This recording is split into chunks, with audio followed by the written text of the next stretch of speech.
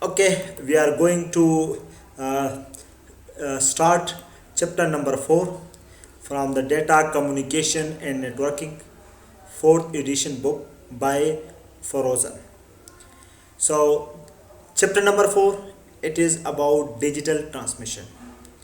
More specifically, we are going to discuss how the digital data can be converted to digital transmission. Digital signal, sorry, how the digital data can be converted to digital signal. So, we will discuss some approaches. Okay. In the last section, or in the previous section, we have discussed that there is two type of data. One is called digital, one is called analog. Digital and analog data. Similarly, the data is stored that when the data is to be transmitted on the link, so the data is to be converted into signal. So the data is of two type, digital and analog. Similarly, the signal is also two type. Signal is two type. One is called digital signal, one is called analog signal. In this section, we are going to discuss how digital data can be converted to digital signal. Okay. So in this section, we see how we can represent digital data by using digital signal. So when the sender transmit the data over the link, so the data should be converted to the signal. Then the signal can move on the link. Okay. So if we have digital data and the link is supporting digital signal, so how we can convert digital data either into digital signal. So we will discuss here these type of approaches. So in this section, we are discussing, we see how we can represent digital data by using digital signal. So and this scheme also illustrate that how digital signal can be converted back to digital data. Okay. So the conversion involves three techniques. Basically, there are different techniques, and these techniques can be categorized into three categories: line coding, block coding, and scribbling. Okay, but we will discuss line coding. Most of the approaches in the line coding. Line coding is always needed, and block coding and scribbling may or may not be needed. So we will discuss some approaches of line coding. Most of the approaches of line coding. Okay. So line coding basically it converts a string of ones and zero. This is digital data into sequence of signal. Okay, digital signal that denotes ones or zero bit. Okay, for example, you can see that the line coding, it assumes the data is in the 0 and 1 form. Okay, and each bit it is converted into a signal element, and the signal is digital. Okay, it's had discrete values. Okay, and how so the line coding, it converts a string of one bit and zeros, that is digital data, into a sequence of signal that denotes ones or zero. How it is converted? For example, a high voltage signal, positive voltage, it could represent 1, and the low voltage signal, it could represent 0, that is minus voltage could represent 0. So we can see that, for example, here this is the 0, so it is represented by low voltage signal. Signal is 1, so this is represented by high voltage. Okay, 0 again, it is represented by low voltage. Okay, similarly, when this signal is received, so if the signal is of low voltage is received, then it will be said that it is 0 bit digital data. If high voltage signal is received, it means that it is 1. Okay, so the line coding, this is called line coding. That converting digital data into signal, it is called line coding. And converting digital signal to digital data, this is called line decoding. This is called line decoding. Okay, so we are discussing line coding. So the line coding and line decoding, they are they can be understandable. Okay, so line coding, what is it? Again, line coding, it converts string of ones and zero into sequence of signal that denotes ones and zero. Okay, so relationship between data rate and signal rate, you can see that how many bits are sent. This is called bit rate, data rate. How many bits are sent per signal, per unit time, and how many signal are sent per second. Okay, so this is different. Sending of bits, it is different than rate of signals. Rate of signal represents the change in signal. Okay, so the data rate, it basically defines the number of bits sent per second. In per second time, how many bits are transmitted. It is often referred to as bit rate. Okay, and the signal rate is the number of signal elements sent in a second, and it is measured in bards. The signal rate, it is represented as bards, and the data rate, it is represented as bit per second, bits per second, BPS. So the baud rate, it is also referred as modulation rate, that how many signal are sent per second. So our goal is to increase data rate, that we should send as much number of bits as possible per second, and we should reduce the baud rate. Baud rate means that the number of signals per second, it should be reduced, so that less number of bandwidth is used. By decreasing the baud rate, it means that we are reducing the bandwidth use. For example, we take an analogy. The people, it represents data, it represents bits, data, and the car, it represents signal. So if more number of people, they are sent by using less number of car, it is better than 40 people, they are traveling in one car. It is better than 40 people traveling in 10 cars. So if we have 10 cars, then its cost will be increased. Okay, because 10 cars, they will move on the road, so it will cost will increase. So therefore, we are trying, like for example, the public transport, they want to accommodate as many people in the car, in the vehicle as possible, so that to increase the benefit. So here the same thing, that we want to increase the bit rates, that the more number of bits should be transmitted per second, but we want to reduce the baud rate, the signal rate, the number of calls to be used. Okay, so the baud rate and the signal rate, they can be expressed by using this formula. Here N is the data rate, C is the case vector. So we are not discussing these things. Okay, so we would like to just emphasize that what is the difference between data rate and signal rate. So the data rate and signal rate, they are totally two different things. We want to increase data rate, but we want to decrease signal rate. Okay, so for example, here you can see that let's explain the data rate and signal rate through some examples. Let's explain it. For example, here you can see that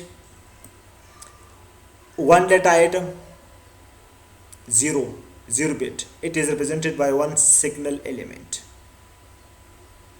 Okay, so here the data rate and signal rate is same. Here one data element is represented by two signal element, this and this. So two signal element, they are representing one data element, so its overhead is more. Here two data item elements, they are represented by a single element. So this is more efficient because we are sending 2 data bits per single element. So this is efficient than this one, than this one. Okay. Similarly here, the 4 data bits, 1101, 4 data elements, 4 bits, they are represented by using 3 signal elements. Okay. So here, so the data symbol, it can consist of number of data bits like 1, 0, here 0 or 1, here 0 or 1, here 0, 1, 2 bits, here 4 bits, 1101. Okay. So a data symbol can be coded into a signal element, into a single signal element, or into multiple signal elements. For example, here 1 data bit, it is represented by using 1 signal element. Here 1 data element, 1 bit, it is represented by using 2 signal element. Here 2 data elements, they are represented by 1 signal element. Here 4 data item or 4 bits, they are represented by using 3 signal elements. Okay. For example, 1 is represented by positive and 0 by negative. Here positive and negative, and 1 is represented by positive and minus 0. So this one. Okay. So the ratio R, that is the number of data elements carried by signal element. This is called R ratio. So it is analogous to person are equivalent to bits, and the car is equivalent to signal. So we want that the number of person per car, it should be increased. The number of bits per signal element, it should be increased. So if we have more signal elements, this means that we are using more bandwidth. Okay. So although the actual bandwidth of a digital signal is infinite, but the effective bandwidth is finite. Okay. So the minimum bandwidth, this is the formula, that the minimum bandwidth can be given by this way. Okay. So we are not going to interested with how this formula is derived. Similarly, we can solve the maximum data rate if the bandwidth of the channel is available. Okay. So we are not interested in this, but just we have to be interested that what is the line coding, and decoding, and what is the difference between data rate and signal rate. Okay. So this is an example, we are not interested to discuss it. Okay. Now when the digital data it is transmitted, okay, when the digital data it is encoded into digital signal. Okay.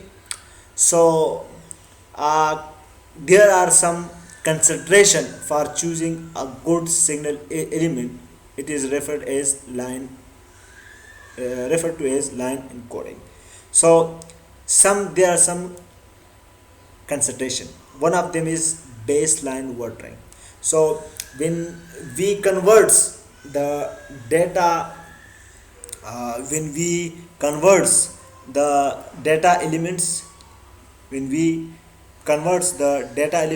to signal elements, and the signal element is decoded into data elements. So during this phenomena, we experience certain phenomena. During this process, we experience certain phenomena. So there are some parameters that need to be considered, that whether this encoding and decoding process is efficient or not. Okay. So when we do encoding and decoding, okay, so there are some parameters that needs to be considered, that whether we are performing good signal encoding or decoding. Okay. The first one is called baseline watering. What does it mean? When a receiver will evaluate the average power, a receiver will evaluate the average power of the received signal, called the baseline, and use that determine the value of incoming data elements. So if the incoming signal doesn't vary over a long period of time, the baseline will drift, and thus it causes error in detection of incoming data element. Suppose we are taking an example to understand what is baseline wandering. Suppose we received 11 signal and each signal is of 5 volt. So what is its average? Its average is 11 into 5, 55, 55 by 5, 5. Okay. So we have 11 signals, each of 5 volts, representing 1. Okay, let's explain the baseline wandering through an example. Okay, suppose that receiver received 11 signals and each signal is 5 volt. So positive voltage, it represents 1. Suppose it represents 1 bit, and the zero voltage, it represents, or near to 0, it represents 0 bit. So if 11 signal are received, each of 5 volt, okay, and each 5 positive voltage, it represents 1. Okay, so its average is 11 into 5 divided by 5, it is equal to 5. Okay, suppose the 12th signal is received and its voltage level is 0.5, so it is representing 0. It is near to 0, so it is representing 0 bit. 5 volt representing 1. So if we take its average with the last if we take the average of 12th signal with the last 11, so we have received 11 and 12 signals. So the 11 signal, each of the 11th each signal in the 11 signals, they are 5 volts, so 11 5s are 55 plus 0.5 divided by 12. So this is the sum of voltage level of 12 signals. This 55, it is sum of 11 signals, the voltage level of 11 signals, and 0.5, it is the voltage level of 12th signal. So there are total number of 12 signals, and this is the sum of their voltage. So the average voltage is 4.65, and this 4.65, it is near to 5. So it will be this signal is of 4.625 voltage. So it is closer to 5 volts, and closer to 5 volts, it represents 1. However, it is for the 0 bit. So this 4.65, it will be considered as 5 volt. It will be considered as 1 bit. However, the 12 signal was 0 bit. So it means that there is error. 0 is interpreted as 1. 0 is represented as 1. So this is called baseline wandering. This is called drift. Okay. So a good line encoding scheme will prevent long runs of fixed amplitude. You can see that here 11 signal, each of which is 5 volt represented. So if the 12th signal is 0.5, still its average value will be closer to 5. It is closer to 5. And this 12th signal, it is 0, but it will be represented as 1. The receiver will detect that this is 1. However, the sender is representing it as a 0. So 0 is represented as 1. So it is wrong. It is wrong. This is called baseline wandering. So a good line encoding scheme will prevent long runs of fixed amplitude. Another thing another important parameter that is considered, this is called DC components. DC components. So DC components, when the voltage level remains constant for a long period of time, there is an increase in the low frequency of the signal. There is an increase in the low frequency of signal. So most channels are band pass. Band pass means that they start with 0 frequency. They start with the low frequency 0 and may not support the low frequencies. So this will require the removal of DC component of transmitted signal. So the first parameter is that baseline wandering. So we should use that encoding scheme which avoids baseline wandering, or which have less chances of baseline wandering. And baseline wandering means that if we receive signal of constant signal, one one bit is received consecutive, same bit is received in consecutive for some time, then and then another bit is received, that this will cause the error. This is called baseline wandering. And the second thing is DC component. Why it is caused? Because when the same voltage level it remains constant for a long period of time, then it increases the low frequencies of the signal. There is an increase in the low frequencies of the signal, and most the channel they are band pass, they have low frequencies to zero, so this may not support low frequencies. So this will require the removal of DC component. The third important parameter is called self-synchronization. Self-synchronization means that the clocks at the sender and the receiver must have the same bit interval. For example, you can see that here this is transmitted at this time, the signal element is transmitted at this time and ended at this time. But here this receiver is start here and end here, okay, and then start here and then end here. So you can see that this one, it has duration from here to here, but here it has duration from here to here, that this is one bit is assumed, then again from here to here it will assume one bit. So here one bit is transmitted, but here the receiver will get it as a 2 bit, double one, okay. So here one bit one is transmitted, but here 2 bits double one is interpreted by the receiver. Why it is interpreted? Because the sender and receiver clock, they are not synchronized. So if the receiver clock is faster or slower, so it causes misinterpret, because here one is transmitted, but here the receiver gets it double one. Similarly, here 0 is transmitted and here the receiver is getting 0 and 1, okay, 0 and double one, okay. So this is called self-synchronization. So when line coding and decoding is performed, so we have to analyze each scheme by using baseline wandering, that we should avoid baseline wandering. Second is that we should remove the DC component, we should avoid DC components, and we should have such a scheme which have self-synchronization, okay. So in some scheme there is also the possibility of as we have know that there is possibility of error detection. So some scheme they have error detection. So error occurs during the transmission due to line impairments that we have discussed.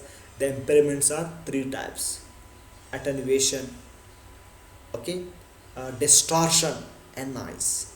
So due to these impairments there can be error, so we need some mechanism that are for error detection. So some codes we will discuss, some in we will not also discuss these types of coding scheme. So some codes or some encoding techniques are constructed such that when error occurs it can be detected. For example, a particular signal transition is not part of the code. When it occurs, the receiver will know that symbol is error. So in some encoding scheme there is possibility to detect the error detection, okay, but we will not discuss these schemes, okay. Similarly, the noise and interference, there are line encoding technique that make the transmitted signal immune to noise and interference, that avoids the noise and interference. So this means that the signal cannot be corrupted, so it is stronger than error detection, okay. So some scheme they may have error detection schemes, but some scheme they can avoid noise and interference. So some encoding scheme they will require self synchronization, and some they don't have self synchronization. Similarly, some scheme they will have DC component, some will not have DC component, and similarly some will have baseline wandering and some will have no baseline wandering. Okay, so the next component that we discuss in encoding, that is the complexity. So the more robust and the resilient the code, the more complex it is. For example, this is more complex. It is more resilient, but it is more complex. It is simple, but it is okay. So it is not resilient. It is not robust. So the more complex it is implement, and so if a scheme is more complex, then it is more complex to implement, and it causes the more bandwidth as well. Okay, so another important component is the complexity. Okay, so the more robust and resilient the code, the more complex it is, and more the complex it is implemented, and the price is often paid in baud rate and required bandwidth. So it will have more bandwidth, it will require more bandwidth and more baud rate. Okay, so now we are going to discuss some line coding schemes. Okay, so we will discuss unipolar, polar, bipolar. Okay, so these schemes will be discussed. Multi-level and multi-transition, they will not be discussed. Okay, so let's discuss unipolar. So the unipolar, all signal levels in unipolar, all signal levels are on one side of the time axis. Here you can see this is y axis, this is x axis. This axis is, it is representing time, and this is representing the voltage. Okay, so in unipolar, all signal levels, they are on one side of time axis. You can see that 1 and 0, they are both above the time axis. They are above time axis. So these both level, they should be either above the time axis or it should be below the time axis. So here they are above the time axis. So in unipolar, why it is called unipolar? Because all signal levels, they are on one side of the time axis, either above or below. One example of unipolar is not return to zero. It is called non-return to zero scheme. So you can see that in non-return to zero scheme is an example of this line code. The positive voltage defines bit 1 and the zero voltage defines 0. So you can see that 1 is represented by positive voltage, 0 bit is represented by 0 voltage. 1 bit is represented as by positive voltage, and 1 bit, so it is represented by positive voltage of signal. Again, next is 0, so it is represented by 0 voltage signal. Okay, the signal level doesn't return to 0 during a symbol transition. You can see that when a symbol starts, so the voltage level remains till the end. From the start to the end, the signal level, it remains same. This is why it is called non-return to 0. In some scheme, we will understand that in the middle, the signal level change. For example, here,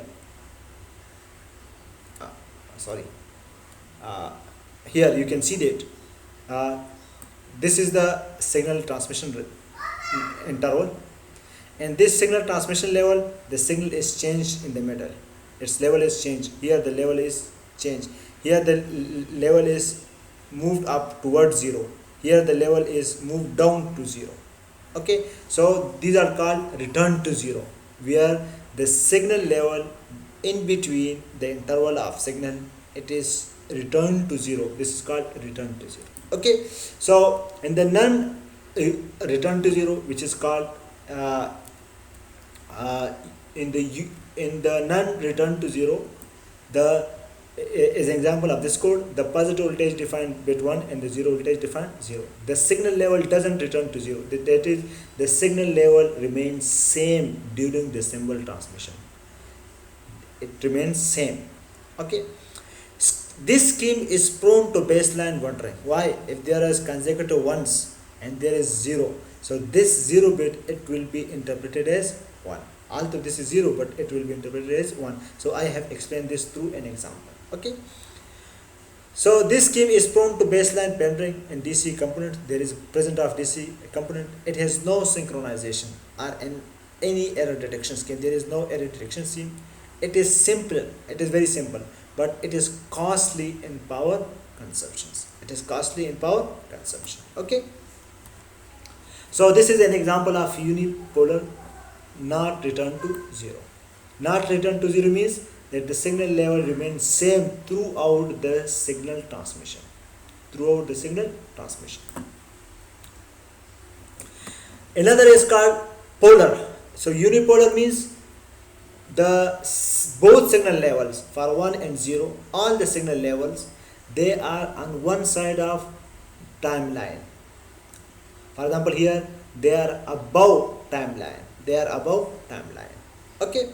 But in the polar, the voltage are on both sides of time axis. Here, for example, the voltage is on above as well as below. Above as well as below. So this is called polar scheme. So the polar scheme, we have none return to 0. For example, the 1 is represented by positive voltage and 0 is represented by negative voltage. 0 is represented by negative voltage, not by 0, by negative voltage. Okay. So the polar not return to 0 scheme, and why it is called non return to 0? Because during the transmission of the signal element, its voltage level remains same. For example, if it is positive, then it remains positive. If it is negative, then it remains negative. Okay. So the polar not return to 0 scheme can be implemented. For example, positive voltage, it represents 1, and the negative voltage, it represents 0, like this way. There are two versions of not return to 0. One is called not return to 0 level, and one is called not return to 0 inversion. So in the not return to 0 level, positive voltage for one symbol and negative for the others. But in the not return to 0, it is the inverse. The change or lack of change in polarity determines the value of 0 of a symbol. So we will discuss it through an example. Okay. So in the not return to 0 level, the positive voltage for one symbol and the negative for other. For example, this is not return to 0. Positive voltage for 0, negative voltage for 1. Positive voltage for 0, so this is 0, so it will be positive voltage, and this is 1, so negative voltage, 1, negative voltage, 1, negative voltage. In the not return to 0 inversion, what does it mean? The change or lack of change in polarity determines the value of a symbol. For example, one symbol inverts the polarity and 0 doesn't. This is called not return 0. What does it mean? For example, the 0 is started from here. Okay, so one symbol, for example, 1 bit, it represents the invert. For example, here the 0 voltage is positive, so next is 1. So if it is 1, then it should be changed. It should be invert. The voltage level should be invert. So here the voltage level is positive, it will become negative. It will become negative. And next is 0. So 0 doesn't represent polarity. So it means that if there is 0 bit, then the previous voltage level, it will be maintained. So here next is 0. So the previous voltage level is negative. So negative will be maintained. Here the bit is 0. So for this bit, the previous voltage level will be maintained. So the previous voltage level is 0. So it will be maintained. The next bit is 1. So here the polarity will change. So here in the previous it is negative, so it will become positive. It will invert. So if there is 1, then there is change in polarity. Change in polarity means that if the previous signal is positive, is negative, then this signal will be positive.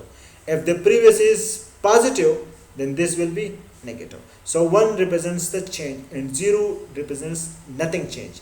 0, if there is 0 bits, then the previous bit level, the previous signal level will be maintained. The previous signal level will be maintained. For example, here this is the 0 bit, so the previous signal level is negative, so in this negative signal level will be maintained. This is 0 bit, so the previous signal level, this is negative, it will be maintained. Now this is 1, so 1 means change. 1 means change in polarity. So 1 means in the previous it is negative, so it will become positive. Next is 1 again, so you can see that it is 1, so it means that there will be change in polarity. In the previous it is positive, so it will become negative. Okay, so similarly it is the 1 again. Next is 1 bit. 1 bit means that the previous polarity should change. The previous polarity is negative, so it will become positive. In the 0 it doesn't change polarity, so if the next bit is 0, so here the previous polarity is positive, so the previous signal level is positive, so the positive will be maintained. This is called non-return to 0 inversion. So non-return to 0 level and non-return to 0 inversion both have DC components. However, in this scheme, if there is consecutive 1, here there are consecutive 1 and the non-return to 0 level 3 ones, so the signal level is remains same. But here there are 3 ones, but the signal level is changed.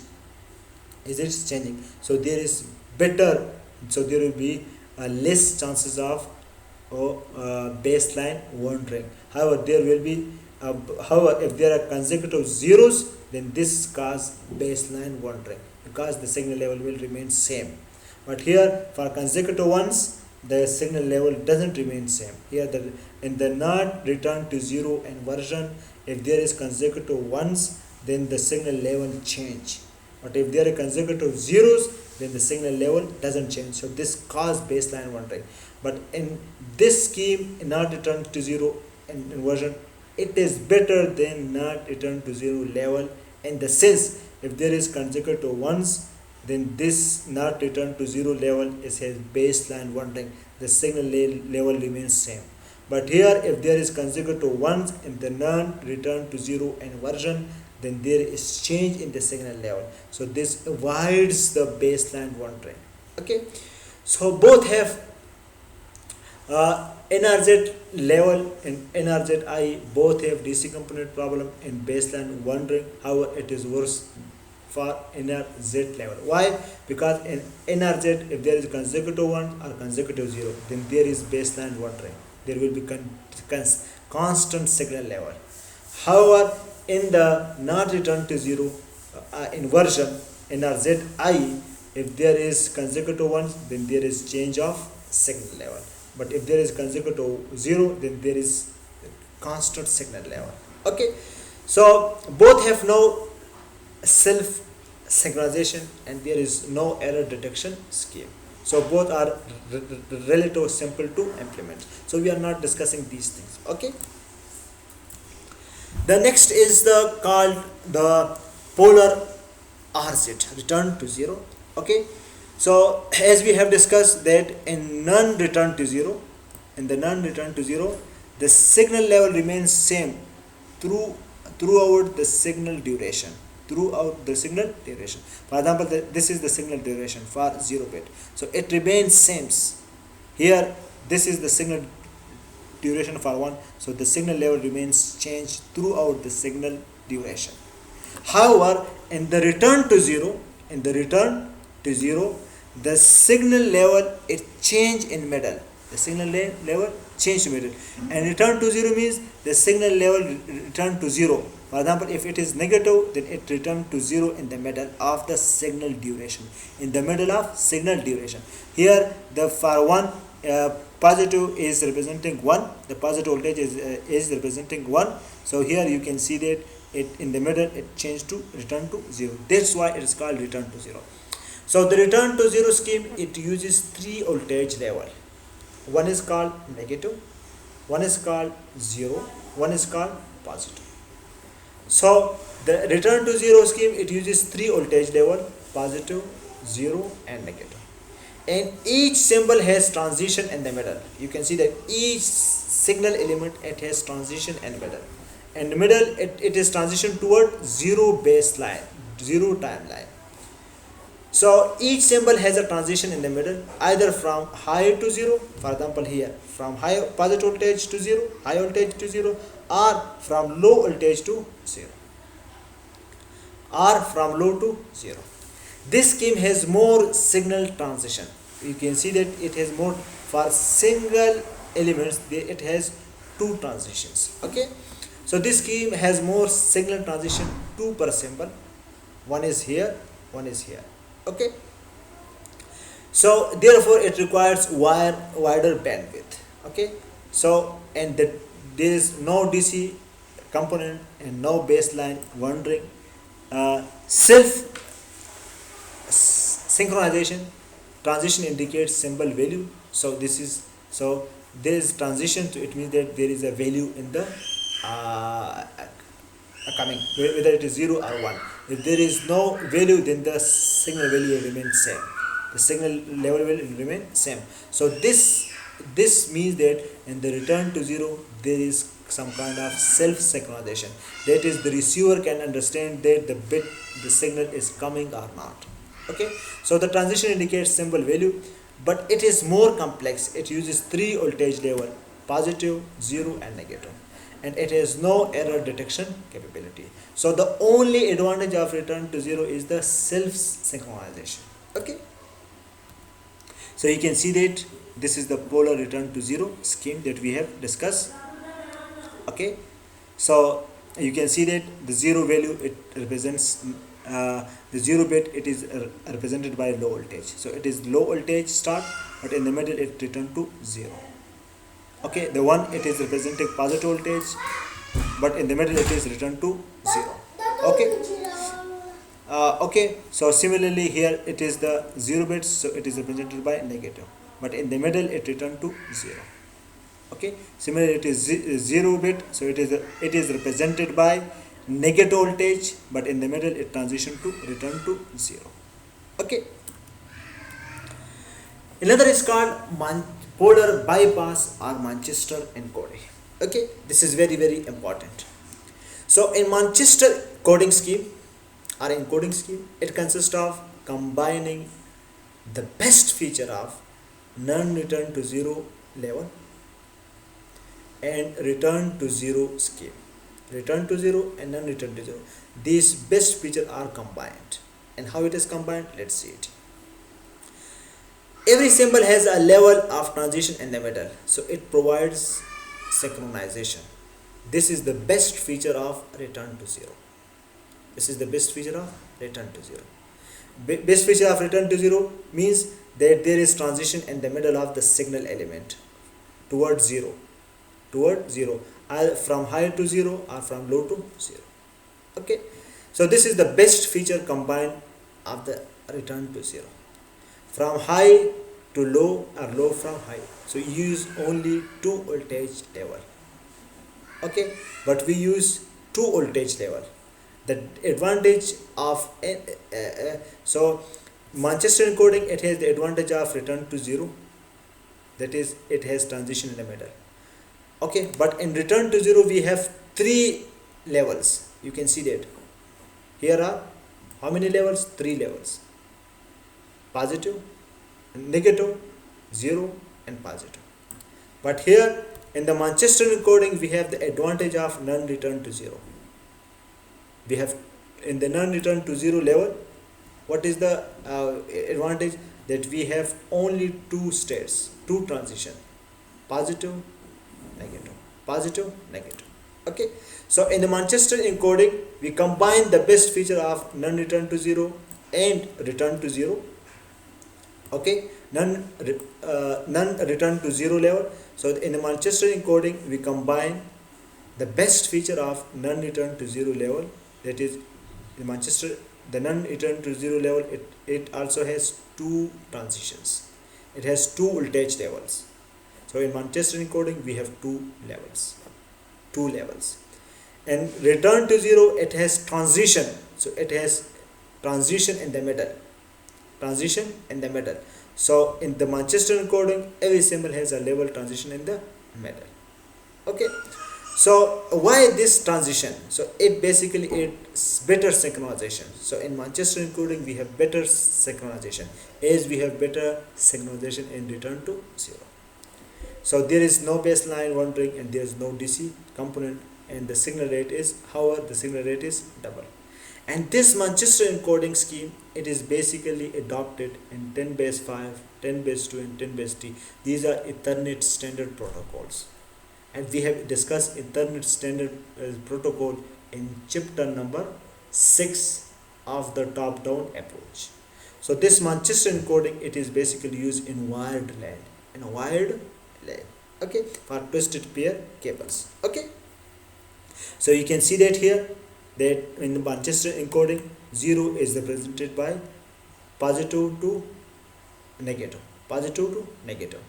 and 1 is represented by negative to positive. So you can see that it starts from positive voltage, in the middle it goes to negative, and it remains negative. So this is one signal element. Okay, this 0 is represented by two signal element, positive and negative. So the two signal element, it is representing 0. Here the two signal element, it is representing 1 bit, and so on. So you can see that 0 starts with positive voltage, and the middle it moves to negative, and 1 start with the negative voltage, and in the middle it moves to positive voltage. 0 start at positive voltage and move toward negative voltage in the middle. 0 start with positive voltage and move to negative in the middle. Similarly, the 1 it start with negative voltage and move toward positive in the middle. Okay. Another is called polar bypass, is called differential Manchester. And this differential Manchester encoding, it basically combines the best feature of NRZ I inversion and return to 0. And the return to 0 is what? That each symbol has a level transition in the middle. So here the transition is in the middle. But the level at the beginning of the symbol is determined by the symbol value. You can see that in the non-return to 0 inversion. What we had in the non-return to 0 inversion. Okay, in the non-return to 0 inversion, what do we have? That if there is one symbol, then it means change. The polarity should be inverted. One symbol inverts the polarity. So this is the advantage. And this advantage, why it has advantage? Because, and this advantage means that there is no the baseline wandering in case there is consecutive ones. If there is consecutive ones, then there is no baseline wandering because the signal level change. So this best feature is combined in differential Manchester encoding. Okay, so differential Manchester encoding, it combines the best feature of non-return to 0 inversion. Inversion means that if there is one bit, then there should be change in polarity. So this best feature, it avoids the baseline wandering in case of consecutive ones. And the best feature of return to 0 scheme. And the best feature of return to 0 scheme is that every symbol has a level of transition in the middle. But the level at the beginning of the symbol is determined by the symbol value. So this is the best feature of non-return to 0 inversion. Okay. So one symbol causes level change and the other doesn't. For example, if the next bit is 0, then there is a transition. Suppose if there is transition on the 0 bit and there is no transition on the 1 bit. So this has better synchronization. Why? Because there is a change in the level in the middle. In the middle. Okay, and it has better wandering in case of consecutive ones. This is the advantage of return to 0. Okay, non-return to 0 inversion. But here the signal level is double. Okay, and this is differential Manchester. It is basically adopted in 802.5. This is the token ring lane standard. So it is basically used by so this standard, this protocol is using differential Manchester encoding. Okay, so you can see that, for example, this is you can see that this is the differential Manchester encoding. So suppose this is 0. Okay, so this signal is represented, okay, like this way. Now next is 1. So F1, so in the previous it is positive, the previous voltage level is positive, so positive will be maintained, because 1 means there is no transition. As you can see, if next bit is 0, then there is transition. Transition means if the previous voltage is high, then the next voltage will be low, and if the next bit is 1, then there is no transition, the previous voltage level is maintained. So you can see that if there is 1, then the previous voltage level is maintained, but in the middle it will change to negative. Okay, now the next bit is 0, it is 0. So you can see that the previous voltage level, it is negative, so this voltage level becomes 1. Why? Because there is transition, there is change of polarity in case of next bit 0, in case of next bit 0. So next bit is 0, so this bit it will start from positive. Why? Because the previous one is negative, so it will start from positive, but in the middle it will move to negative. Okay, now you can see that the next bit is 0, so you can see that its voltage level will be, though the previous voltage level is negative, it is negative, so it will start from positive. The voltage level will invert, it will change. In the middle it will change again, negative. The next bit is 1, it is 1, so it means that the previous voltage level is negative, so this, there is no transition on the 1 bit, so this previous voltage level will be maintained, but in the middle it will change to positive, it will go on. The next bit is 1, so the previous voltage level will be maintained because there is no transition, so it will be no transition. Okay, so this is the working of differential Manchester encoding, and this is the working of Manchester encoding. Okay, now next we have another scheme which is called bipolar AMI, or it is also called pseudo-ternary approach. Basically it uses codes, use 3 voltage level, negative, positive and 0. Okay, to represents the symbol no transition to 0 or return to 0. The voltage level for one symbol is at 0 and the other alternates positive to negative. That is, the voltage level for symbol 0, it is 0, but for the one, if it is 0, if the previous one is positive, then this will be negative. If the previous one is negative, then this will be positive. Okay, so we have a scheme which is called AMI. AMI means alternate mark inversion. The 0 symbol is represented by 0 voltage, and the 1 symbol alternate between positive and negative. In the pseudo ternary, it is the inverse, it is the reverse of AMI. So you can see that this is AMI. 0 symbol, it is represented by 0 voltage level. Okay, and 1, it change positive. The 0 is represented by 0 signal voltage level. 0 bit, it is represented by 0 voltage level. 1, the previous one was positive, so it will become negative. Okay, so you can see that in the AMI, you can see that this is the AMI. The 0 voltage is 0 and 1, it is, for example, positive. Again it is 0 symbol, so it will, voltage level will be 0 of the signal. For 0 symbol, the voltage level of the signal will be 0. For 1 symbol, the voltage, it will alternate. The previous one was positive, so this one will be negative. And pseudo ternary, it is inverse of AMI. Okay, it is the reverse of AMI. Okay, that is the 0, it is change.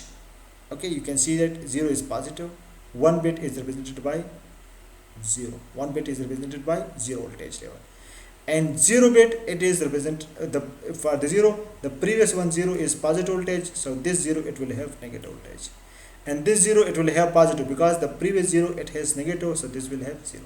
Okay, so this is how it works. It is better alternate to none return to 0. It has no DC component or baseline wandering, has no self synchronization because long run of 0 results now, because here if there is long 0, so there will be same constant level. If there is long ones, then there will be same constant level. There is no error detection. AMI scheme, it is commonly used for long distance communication because it has synchronization problem when a long sequence of 0 is present. Long sequence of 0 is present in the data. Okay, so to this end we have studied the AMI pseudoternary, so I think it is enough for the physical layer discussion. Okay.